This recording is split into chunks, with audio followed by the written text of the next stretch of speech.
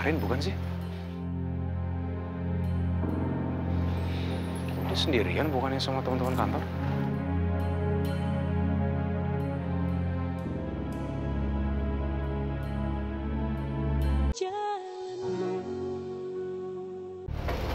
Karin, ini sarapannya. Karin, kemana lagi dia? Aduh, gimana ini? Gue harus ngapain? Gue harus tahu keadaan Mas Bram. Gue harus tahu keadaan Mas Bram. Ya Allah, jangan-jangan. Karin! Jangan Mas Bram. Mas Bram meninggal. Mas Bram meninggal. Enggak. Enggak boleh. Enggak boleh Mas Bram. Mas Bram enggak boleh meninggal. Mas Bram, kamu enggak boleh ninggalin aku. Mas Bram enggak boleh ninggalin aku. Kamu harus jaga aku sama anak yang ada di dalam kandunganku ini, Mas. Mas Bram enggak boleh ninggalin aku. Enggak bisa kehilangan Mas Bram. Gimana anak yang di dalam kandunganku ini? Enggak. Mas Bram enggak boleh tinggalin aku. Enggak. Aku harus gimana? Karin, kamu kemana lagi sih? Ya masa ke rumah sakit sih? Nggak mungkin dong kamu sebodoh itu ke rumah sakit sekarang. Masa aku mesti tanya Hana? Nggak mungkin tambah aneh kalau aku tanya Hana. Astagfirullahaladzim. Aku harus kuat. Aku harus ke rumah sakit.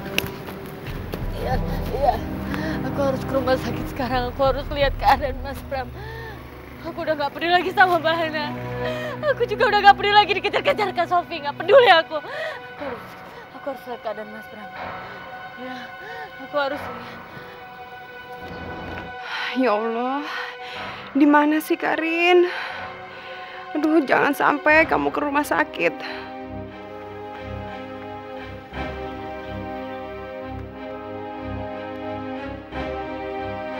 Karin!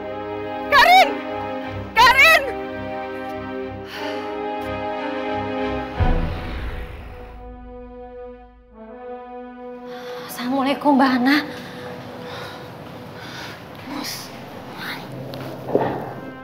Mbak Hana sabar ya Mbak. Gimana kondisinya Mas Bram?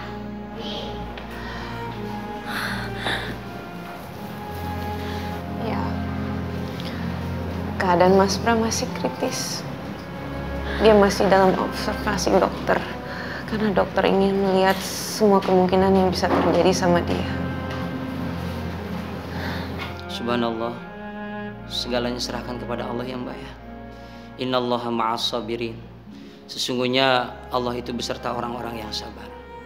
Sabar dalam artian segalanya serahkan kepada Allah, biarkan dokter berbuat dengan keilmuannya.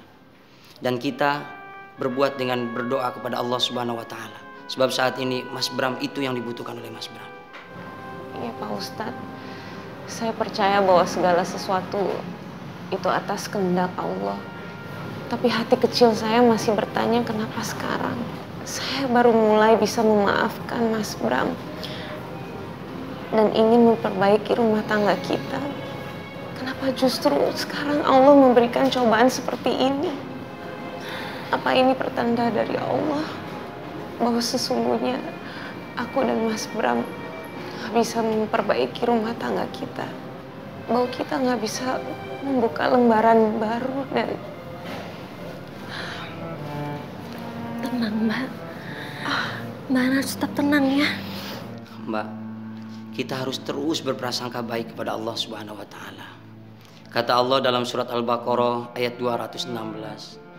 Asa an takrahu syai'an wa huwa khairul lakum wa asa an tuhibbu syai'an wa huwa syarrul lakum. Apa maksud ayat itu Pak Ustadz? Maksudnya gini Mbak, terkadang kita itu menganggap sesuatu yang kita sukai itu baik buat kita, padahal belum tentu menurut Allah. Ataupun kebalikannya, ketika kita menganggap sesuatu yang tidak kita sukai, padahal Allah menyukai itu. Dan itulah kelemahan manusia. Dalam hatinya, dalam batinnya, dia selalu mengeluh dengan keadaannya, padahal dia nggak tahu hikmah dari semua kejadian yang Allah takdirkan buat dirinya. Gitu, Mbak. Astagfirullahaladzim. Ternyata selama ini aku masih terlalu naif. Ternyata selama ini ilmu saya tentang agama masih terlalu dangkal. Semoga Allah masih berkenan untuk memberi rezeki cobaan kepada saya.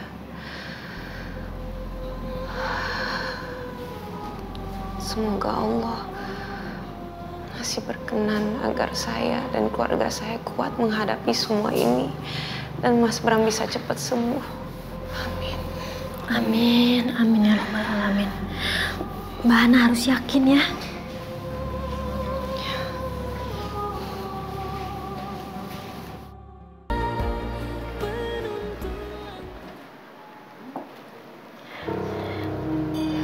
Sus, saya mau nanya, pasien yang atas nama Pak Bram di kamar yang mana ya, Sus? Pasien yang semalam masuk karena terjun bebas dari atas gedung itu ya? Iya, Sus. Bentar ya, saya cek dulu. Pasien Bram saat ini masih dirawat di ruang ICU, Mbak. Selain keluarga terdekat, dilarang menerima kunjungan karena kondisinya masih kritis dan perlu perawatan intensif dari dokter.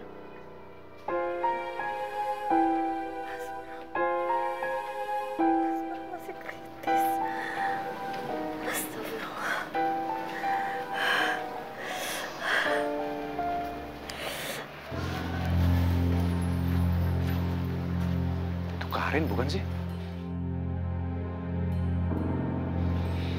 Dia sendirian bukannya sama teman-teman kantor?